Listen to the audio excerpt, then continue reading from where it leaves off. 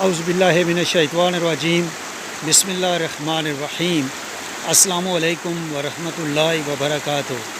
ناظرین، آپ دیکھ رہے ہیں اے ٹو زی انفو چینل اور میں ہوں آپ کا میزبان سید اخلاق نقوی۔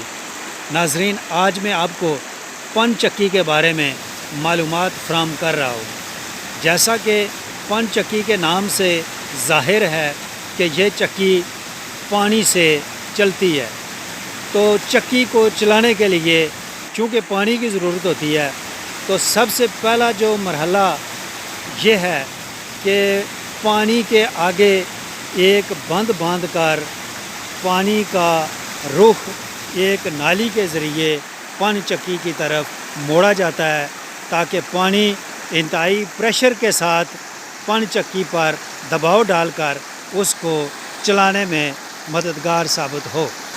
ناظرین، یہ آپ دیکھ رہے ہیں کہ یہ پتھروں کی مدد سے ایک بند بنایا گیا ہے اور پانی کا رخ ایک جانب کر کے ایک نالی کے ذریعے اس کو آگے لے جایا جا رہا ہے۔ ناظرین، یہ جو پتھروں کا بند باندھا گیا ہے اسے مقامی زبان میں پاترا کہا جاتا ہے۔ یہ وہ نالی ہے جس کے ذریعے پانی پن چکی کی طرف جا رہا ہے۔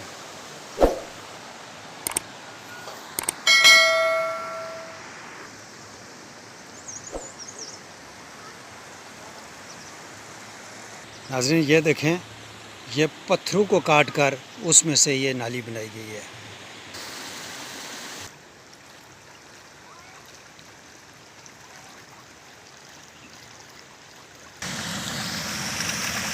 اور نالی کا پانی یہ پن چکی کے بیک سائڈ پر ایک آبشار کی طرح زور سے نیچے گرتا ہے۔ یہ لکڑی کے تختوں کا ایک بنایا ہوا ہوتا ہے،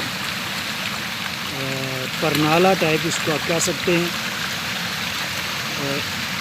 اس کے ذریعے پانی کا رخ اکٹھا کر کے پریشر سے یہ نیچے کی طرف جاتا ہے۔ یہ جو تختوں سے بنی ہوئی چیز ہے اس کو مقامی زبان میں ناڑ کہا جاتا ہے، اور یہ پانی نیچے جا کر ایک اس کو آپ انجن کہہ لیں، مصنوعی طریقے سے بنایا ہوا، یا اس کو مقامی زبان میں اس کو گڑھ کہا جاتا ہے، اور اس کے ساتھ چھوٹے چھوٹے لکڑی کے ٹکڑے لگے ہوتے ہیں جن پر زور سے جب پانی گرتا ہے تو وہ گھومنا شروع ہو جاتا ہے۔ ناظرین، یہ پن چکی کے اندر کا منظر ہے۔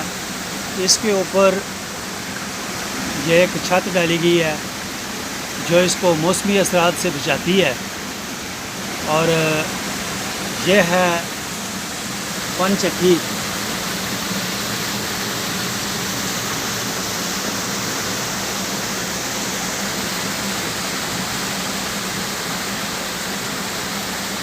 اور جو آپ کو اوپر سے بتایا تھا کہ پانی پریشر کے ساتھ نیچے گرتا ہے جو اس کو چلانے میں مدد دیتا ہے، وہی پانی یہ دیکھیں نیچے سے گزر کر یہ کتنے زور کے ساتھ بہہ رہا ہے۔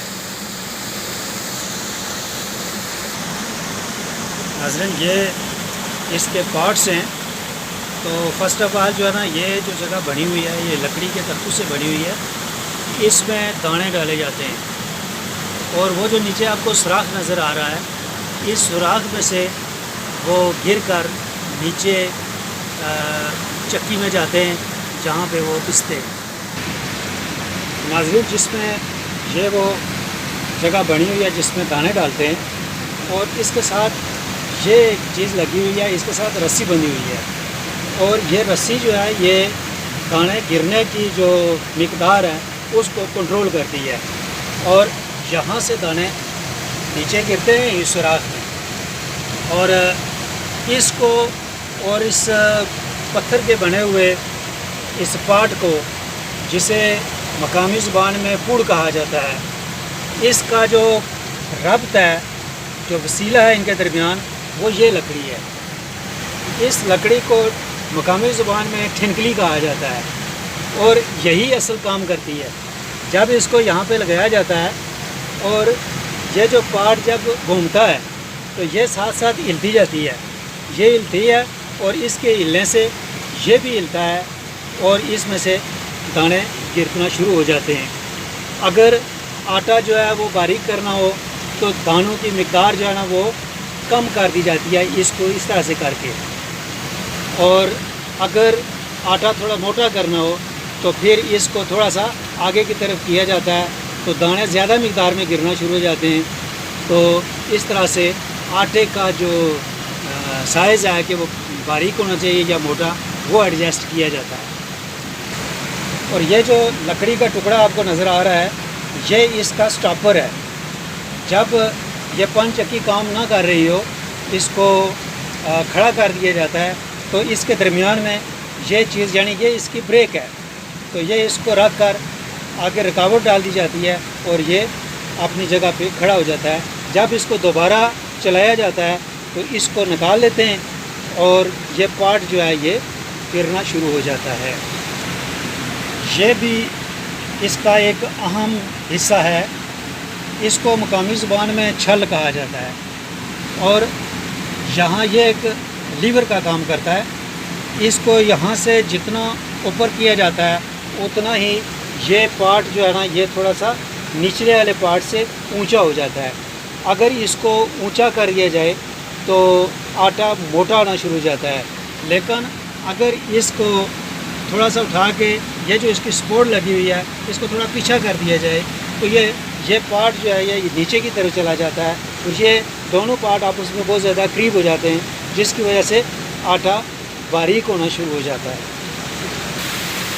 یہ دیکھیں کہ اتنے بڑے وزنی اس پتھر کو گھمانے کے لیے پانی کتنے پریشر سے یہاں سے گزرتا ہے، اور پانی میں اتنی یہ قوت ہوتی ہے جس کی بنا پر وہ اتنے بڑے پتھر کو گھما لیتا ہے۔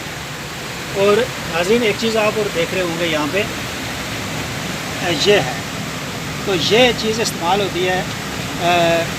اگر یہ نہ ہو تو جب یہاں سے آٹا نیچے گرتا ہے تو یہ تمام طرف جو ہے نا وہ بکھرنا شروع ہو جاتا ہے، لیکن اس کو جب یہاں رکھا جاتا ہے تو آٹے کا رخ جو ہے وہ ایک ہی سائڈ پہ ہوتا ہے اور اس کو اکٹھا کرنے میں آسانی ہوتی ہے۔ ناظرین یہ پن چکی کا جو اصل مرکز اور محور ہے، جسے اس پن چکی کا انجن بھی کہا جا سکتا ہے، یہ اس کی تصویر ہے۔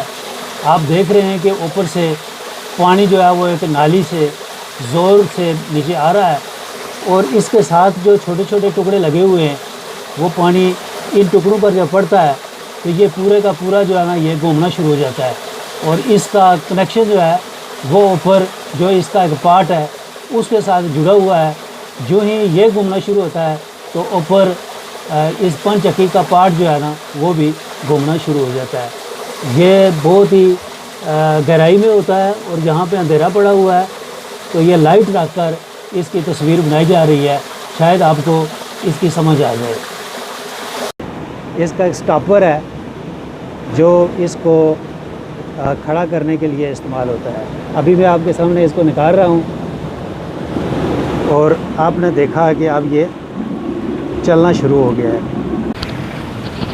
ناظرین اب میں آپ کو پن چکی کے مزید فوائد اور اس کے بارے میں تفصیلاً معلومات دینے کے لیے اس پن چکی کے جو مالک ہیں محمد علیم ان کا نام ہے، یہ بہت ہی نفیس مزاج ہیں، ایجوکیٹڈ ہیں، یہ ماسٹر ڈگری ہولڈر ہیں، اور جب یہ پارٹ ٹائم کے طور پہ جب کبھی انہیں فرصت ملتی ہے تو یہ یہاں پہ اس کی پن چکی اپنی کی جو ہے نا نگرانی بھی کرتے ہیں۔ تو ان سے پوچھتے ہیں کہ یہ کب سے اس کو رن کر رہے ہیں۔ السلام علیکم۔ وعلیکم السلام جی انشاءاللہ یہ جو رن ہے نا چلتے ہی پن چکی انشاءاللہ یہ ہمارے دادا جان کی یعنی اصل نسل چلتی آ رہی ہے، بہت پرانی ہے، انہی کے دور سے چل رہی ہے، تو اسی کو ہم نے آگے سٹارٹ کیا ہے، انشاءاللہ چلا رہے ہیں اس کو۔ اچھا علیم صاحب یہ بتائیں کہ چونکہ آپ ایک عرصے سے اس کو چلا رہے ہیں. آج کل تو دوسری مشینیں بھی لگ گئی ہیں اور ملوں کا آٹا جو ہے وہ بھی مارکیٹ میں آ رہا ہے. تو آپ کیا سمجھتے ہیں کہ جو مارکیٹ میں آٹا آ رہا ہے اس میں اور پن چکی کے پسے ہوئے آٹے میں کیا فرق ہے؟ جی بہت فرق ہے اس میں جی. انشاءاللہ یہ ہے کہ جو ادھر کا آٹا آتا ہے نا ملز کا، اس میں یہ ہوتا ہے کہ خالص چیز کو نکال لیا جاتا ہے، تو اس کی افیدیت میں کمی ہو جاتی ہے. اور جو یہاں پر پیسا جاتا آٹا اس میں خالص ہے، کوئی چھلکا یا اس کے اندر سے جو ہم نکالتے ہیں میدا وغیرہ کچھ نہیں ہے، یعنی یہ خالص آتا آٹا ہے اور اس میں کوئی ملاوٹ وغیرہ نہیں ہوتی ہے. جو باقی آتا ہے اس میں اصل چیز نکال دی جاتی ہے اور باقی ہمیں فرمنٹی کے طور پر جو آٹا ملتا ہے تو کافی فرق ہے اس میں ذائقے میں. آپ کیا سمجھتے ہیں کہ صحت کے حوالے سے اس کے کیا فائدے ہیں؟ جی صحت کے حوالے سے یہ بہت خالص ہے جی، میدے کے لیے بالخصوص جو مکئی ہے نا، تو آپ اس کو استعمال کرتے تو انشاءاللہ میدے کے لیے بہت صحیح ہے. اور دوسرا جو آٹا ملتا ہے نا وہ ہضم بھی نہیں ہوتا ہے، اس طرح کا ہوتا ہے کہ وہ ہماری صحت کے لیے بہت خراب ہے، اور یہ صحت کے لیے بہت اچھا ہے، بہترین ہے انشاءاللہ. ناظرین، آپ نے علیم صاحب سے پن چکی کے پسے ہوئے آٹے کے بارے میں معلومات لی ہیں. تو میں آپ کو یہ بھی بتاؤں کہ جو مارکیٹ میں جو آٹا بکتا ہے وہ بہت باریک پسا ہوا ہوتا ہے، اور جتنا آٹا باریک ہوتا ہے وہ صحت کے لیے اتنا ہی نقصان دہ ہوتا ہے، بالخصوص معدے کے لیے اور ہارٹ کے لیے باریک آٹا انتہائی نقصان دہ ہوتا ہے. تو میں ریکمینڈ کرتا ہوں کہ جو شخص اس ویڈیو کو دیکھے اگر اس کے بس میں ہو تو وہ اپنے دانے لے کے پن چکی سے پسوائیں تاکہ وہ ایک صحت مند آدمی کی طرح رہ سکیں. بہت شکریہ، مہربانی.